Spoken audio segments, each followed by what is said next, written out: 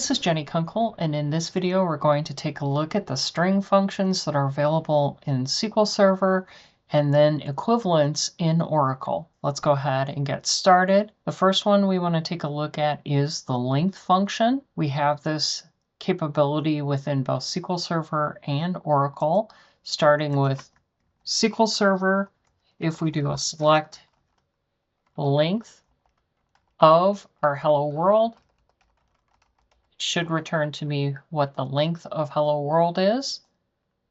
You can see that that is 11. If we switch over to Oracle, this is going to be select length from hello world. Again, we have to use our dual table, and that's going to return 11. We're going to go ahead and do the L-trim, the R-trim, and the trim all together. So the L-trim is going to remove leading spaces, the R-trim is going to remove trailing spaces, and the trim is going to remove leading and trailing spaces. If we switch to SQL Server, we're going to just go ahead and add a little bit of space before and after our hello world. We're going to start with our left trim.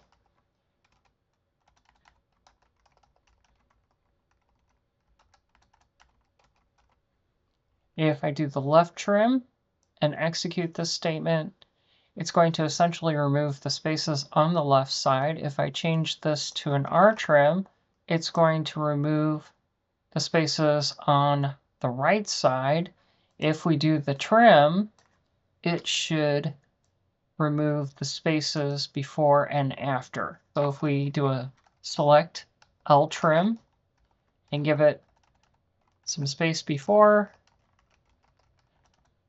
and some space after, and select it from dual, we can see that it has actually removed the spaces that are leading. If we do the R trim, we should see that it's going to remove the trailing but not the leading. And if we do the trim, we can see that it's going to move it both on both sides. Now I think in the case of Oracle, it is a little bit more distinctive. We can actually see it a little bit better than within SQL Server when we're running it within our Oracle SQL Developer versus our SQL Server Management Studio. Now the next things that we have are the left, the right, and the substring, and each of these are going to allow us to get a substring within a string. So if we're using the left, this is going to extract a left substring. If we do a right, it's going to extract a right substring. And if we do a substring, we can indicate what is our starting position and the length that we want to remove from the string. Now with Oracle, we only have the substring. We don't have a left and right, but we can emulate the same types of operations just by how we're selecting the values within our substring. So let's go ahead and let's take a look at it. First with SQL Server, and this we're going to start with our left. And we are going to go ahead and use our hello world. And in this case, we want to specify 6. And if we execute this, it's going to return hello without the world. So it's essentially getting the first 6 positions of that string and returning it to us. Now, if we do a right with 6, this should return to us world. If we do a substring, and maybe for our substring that we want to specify starting at 1 for a length of 5, we can do that, and that should return to us hello. If we wanted to do 3 through 7, we could do that. We're probably going to pick up that space in between. If we switch over to Oracle, we can also do this using our substrings. So we're going to start with a select and the substring with our string, which is hello world. And we want to start with the left, so we're essentially getting the 6, the same as what we did before. We're going to do this from dual. And if I put my semicolon in there, I'll get rid of my pink. And if I execute this, this is going to return hello. Now, if I want to go ahead and do the right version where I get the right part of the string, I'm going to use a negative number, and I'm going to use -6. So it's going from the end of the string and removing the 6 characters prior to the end of the string. And I can go ahead and execute that, and I get my world. Now, if I want to go ahead and do the same thing where I'm doing the substring and doing 1 through 5, that should get me hello. If I do 3 to 7, I can do that as well. And we see that it's going through the couple words again. Now, if I go back, we've gone through the first bit. We have our replace and our translate. So the replace is going to replace occurrences of a substring. And with our translate, it's going to replace single characters. Let's go ahead and let's look at it in SQL Server first. And when I have my translate, let's start with the replace first. Let's go ahead and do replace. And what I want to replace in my hello world is world. And I want to replace it with Jenny in the output string. If I execute this, it's going to return hello Jenny. If I go to the next line and I try to do a translate, so maybe in this case I want to translate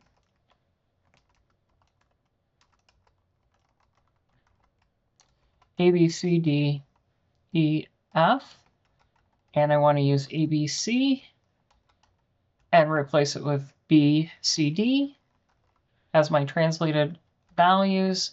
If I execute this, I should see that I have BCD replacing the ABC at the beginning of that string. If I go to Oracle, I can go ahead and essentially do the same type of replace. So I'm going to use replace on the hello world. I want to replace world with Jenny. And if we do this from dual and execute it, we should see hello Jenny. Now, if I come down and I do my translate,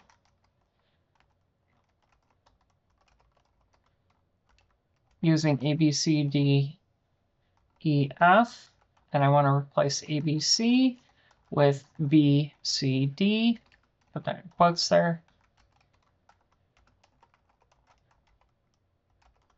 I should see that I have B, C, D, D, E, F, similar to what I had with SQL Server. Now, if I go back to the slides, the next one is going to be reverse.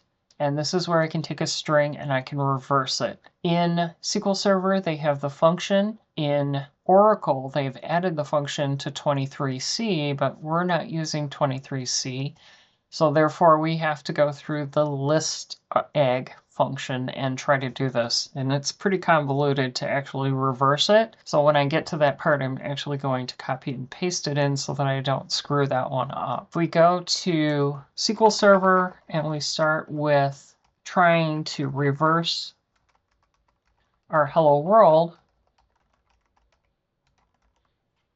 we can see that we have that accomplished. If we switch over, this is where I need to copy and paste in. Now this is not ideal because we have to specify the string in 2 locations, in our substring and then also in the link to try to make sure that we have everything done there. So it's essentially going to do a list egg with a substring, and then it's going to group over the level in descending order, and then it's going to connect by and do all kinds of weird stuff. If we do this, we can see it's going to return the exact same results, but not ideal.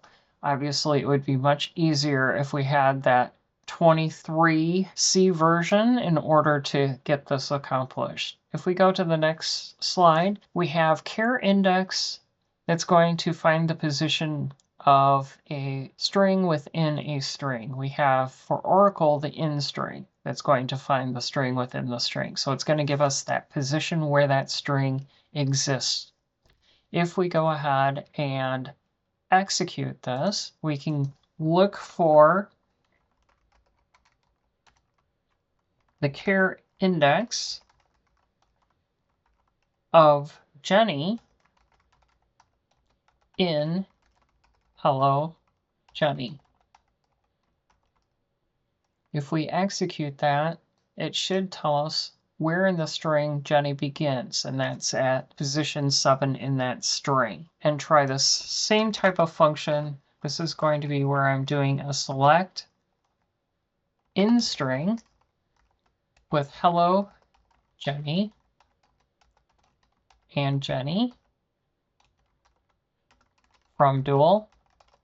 And when I execute this, it's going to return 7 as well. If we go back to the slides, we have the concatenation of values. This is going to be where we can use a function to do that. We've already learned in SQL Server that we can use the plus sign. We've also learned that in Oracle we can use the double pipes, but we can also concatenate a couple values together. Notice here I can concatenate a list of more than 2. In Oracle, I can only do 2 that I can concatenate together. So let's go to SQL Server, and if I decide that I want to concatenate hello, space, and world, I can do that.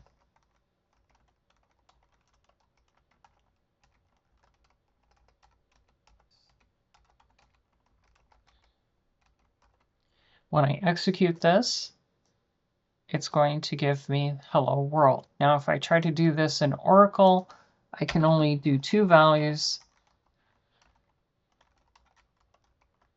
So this is going to essentially be where I can put in hello with a space and then use world.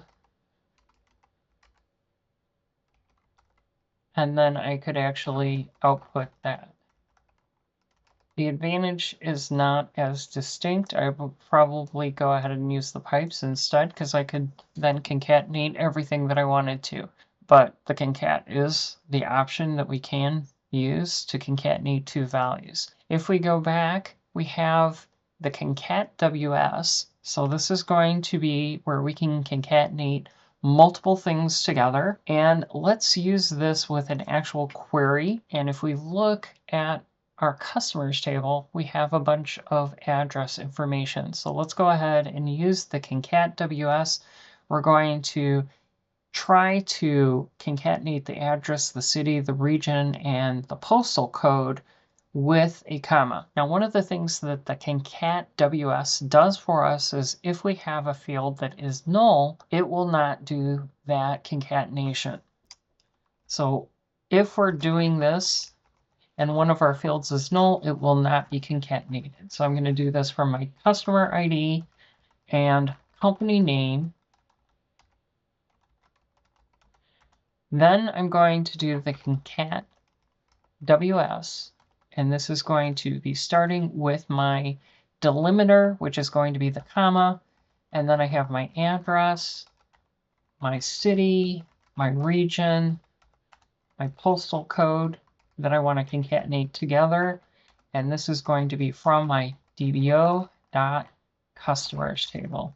If I execute this, we can see that it's going through and concatenating those fields together in the no column name field. Now, obviously, I probably want to put something here like address.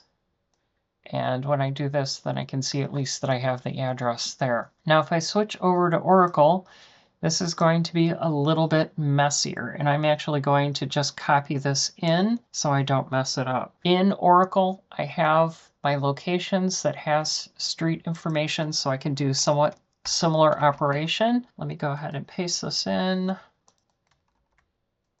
And we will get to the coalesce, but one of the things that we need to do is we need to be able to check to see whether our street address is null.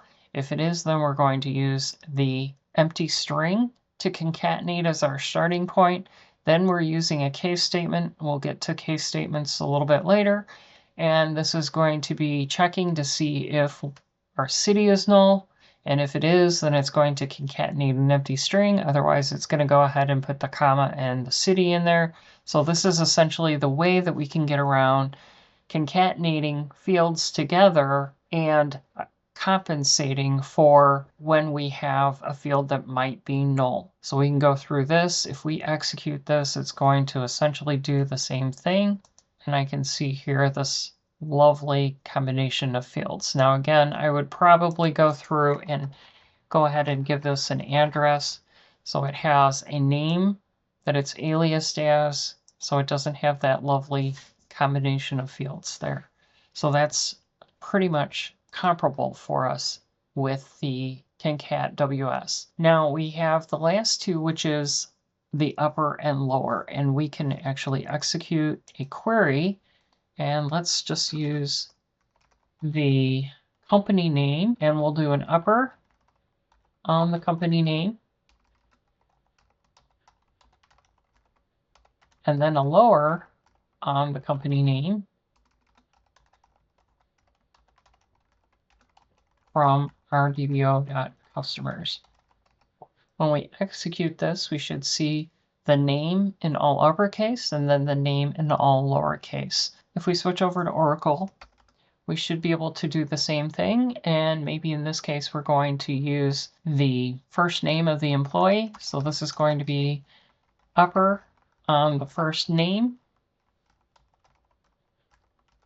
and lower on the first name from our employees table. If I execute this, I should see the name in all upper and the name in all lowercase. So those are our string functions that we're covering.